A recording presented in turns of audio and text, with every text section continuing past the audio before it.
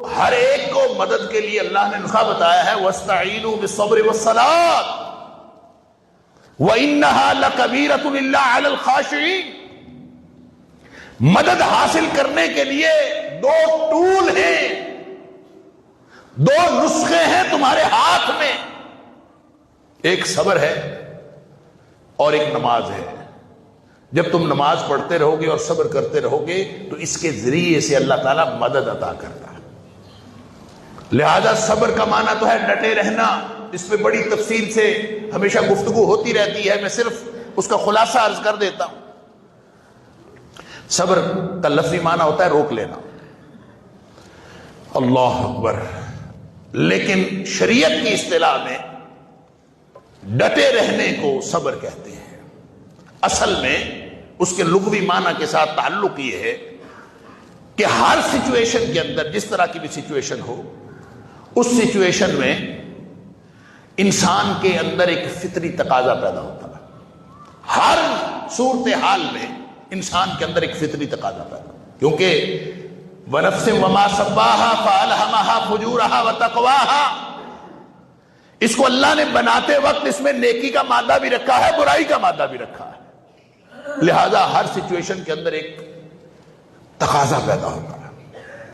اس تقاضے کو، جو فطری تقاضا ہر انسان کے اندر پیدا ہوتا ہے، اس کو اس لیے روک لینا کہ اللہ اور اس کے رسول صلی اللہ علیہ وسلم کی مرضی یہ نہیں ہے، اللہ اور اس کے رسول صلی اللہ علیہ وسلم کے حکم کی وجہ سے ہر سچویشن میں اس فطری تقاضے کو روک لینا یہ صبر ہے۔ اس لیے صبر کبھی چھلانگے لگا دینا صبر ہوتا ہے، کبھی روک لینا صبر ہوتا ہے۔ شدید غم ہو تو واویلا کرنے کو دل کرتا ہے، واویلا نہ کرنا صبر ہے۔ شدید خوشی میں پھر انسان کا چیخو پکار کر کے لوگوں کو اپنی طرف متوجہ کرنے کا دل کرتا ہے، کوئی بھنگڑا ڈالنے کا دل کرتا ہے، کوئی ناچ گانے کا دل کرتا ہے، نہیں کرنا، اس لیے کہ اللہ اور اس کے رسول صلی اللہ علیہ وسلم کے حکم کے خلاف ہے، یہ صبر ہے۔ نماز پڑھنے کو دل نہیں کرتا، شدید سردی ہے، شدید گرمی ہے، موسم شدید ہے، وضو کرنے کو دل نہیں کرتا، گھر سے نکلنے کو دل نہیں کرتا، نکلنا ضروری ہے کیونکہ اللہ اور اس کے رسول صلی اللہ علیہ وسلم کا حکم ہے، یہ صبر ہے۔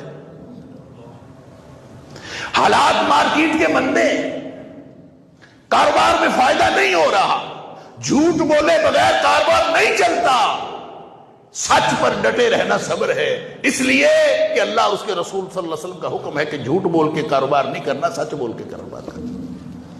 اللہ حاضر قیاس، پوری زندگی صبر ہے، پوری زندگی ڈٹے رہنا صبر ہے۔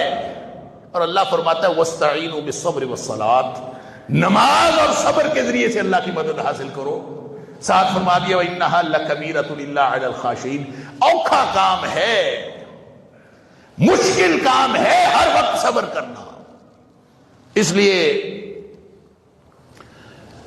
علماء کرام نے صبر کی 3 قسمیں کی ہیں۔ صبر علی الطاعات،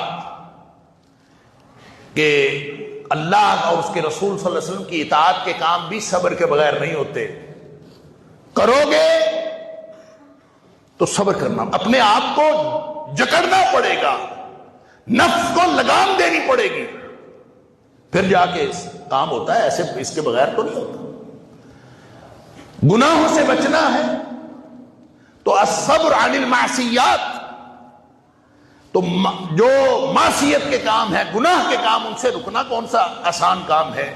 اس سے رکنے کے لیے بھی اپنے نفس کو جکڑنا پڑتا ہے۔ لہذا فرمایا ایک صبر وہ ہے جو اطاعت کے کام کرنے کے لیے چاہیے ہوتا ہے، ایک صبر وہ ہے جو گناہ سے بچنے کے لیے چاہیے ہوتا ہے، اور تیسرا صبر وہ ہے صبر علی المصیبات، کہ جو مصیبتیں آتی ہیں، پریشانیاں آتی ہیں اور انسان اپنے آپ کو بے بس محسوس کرتا ہے، اس پر بھی اللہ کے دین پر ڈٹے رہنا کا نام صبر ہے۔ مصیبتوں میں بھی ڈٹے رہنا ہے، گناہوں سے بچنے پر ڈٹے رہنا ہے، اطاعت کے کام کرنے پر ڈٹے رہنا، یہ صبر، پوری زندگی اسی پر